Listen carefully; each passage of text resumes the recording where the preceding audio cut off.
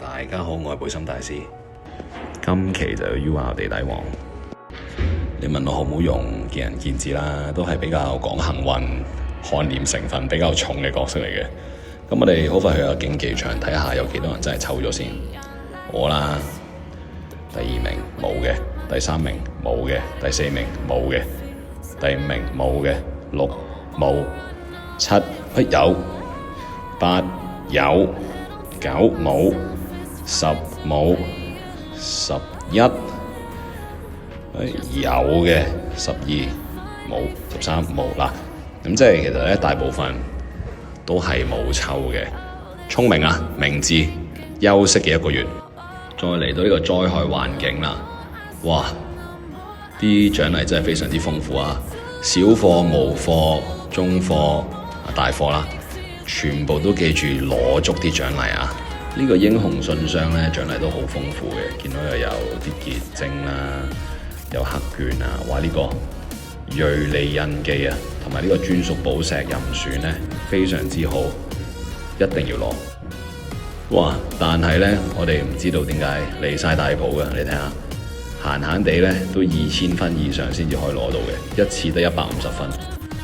你每日起碼至少打13次啊，先至可以上到第3名啫。大家都好有拼勁去攞呢個第1名啦。咁尋日咧就係去到3000幾分以上先至攞到第1咯。2000分咧係第3名都冇嘅，真係哇！我玩唔起啦。總排名咧見到老爹5000分，驅魔3500，熊貓3400。按翻鑽石去計算咧，5000分即係要大約33張挑戰券啦。1張挑戰券大約係500鑽石。哇！咁咪真係16000幾鑽，2日啫喎，頭2日啫喎，16000幾鑽石換轉翻做港幣，即係成1600蚊。但係第1名咧就有扭曲離場呢個勳章啦，同埋有啲寶石啦。我不如去商店度買嗰啲水魚禮包，368蚊1個。我買4個都係咁多位大佬，我都係未夠1600，唔同你哋爭呢個第1名啦。喺呢個災害環境，睇嚟我啲鑽石儲備真係唔夠多。去一去無盡戰區度挑戰下人先，呢個係我冇錢啦。佢冇抽驅動，冇抽地底王嘅，唔知點解。好啦，最緊要咧，你哋吹雪驅動騎士地底王喺度嘅啫，因為而家呢一個時候咧係看臉嘅。係運氣流嚟嘅，咁我運到佢就係海王同埋吹雪嘅。咁其實佢第1個回合咧，佢哋係應該出唔到手噶啦，所以應該係俾我第1個回合用吹雪啊，同埋其他角色都會出晒手嘅情況底下，佢都係1隻大師都出唔到嘅。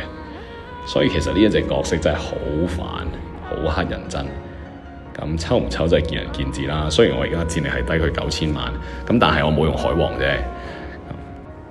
最好笑係咧，其實你用乜都得嘅，基本上你有隻吹雪驅動同埋地底王喺度咧，你暈到對方後排嘅海王啊、吹雪或者僵屍男咧，你都贏面比較大嘅，所以唔太受角色限制。你話呢個角色咧，其實用越戰係幾好嘅，即係好似以前囚犯咁樣咧，你可以偷咗人哋一隻最勁嘅角色，跟住打人，咁你咪屈機咯，你就勝率比較高咯。咁越戰大佬用啦呢個。唔係必抽，因為始終都係睇運氣嘅。運氣呢家嘢咧，要嚟就嚟，話冇就冇。咁大家繼續欣賞佢啦。咁我就係黑光係醬油嚟嘅啫，放喺度。記得 comment、like、subscribe 同 share 個 channel 啦。下次見，睇下自己想唔想抽啦。可以休息嘅，其實平民真係可以唔抽嘅。災害環境活動呢個活動咧，亦都可以唔做，因為啲大佬喺度打。咁大家今個月好好休息一下啦，係咁。